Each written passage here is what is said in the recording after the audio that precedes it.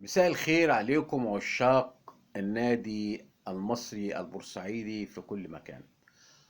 أصدرت لجنة الكرة باتحاد الكرة المصري رابطة الأندية بعقوبة النادي الأهلي مباراتين. أهم حاجة عندنا اللي هي مباراة النادي المصري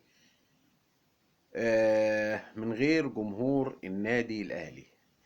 ده لأن جمهور النادي الأهلي سب النادي المصري وجماهيره. المهم ان المباراة جاينا على الطبطاب، ان مفيش حد من جمهور الاهلي هيخش، واصبح ان متاح لجمهور النادي المصري ان يخش.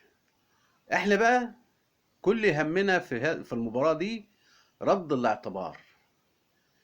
لاعبي النادي المصري لازم يكونوا رجالة ويردوا اعتبار النادي المصري اولا والجمهور، لان ما بقول لك هنفوز عليكم وبنتيجة جامدة.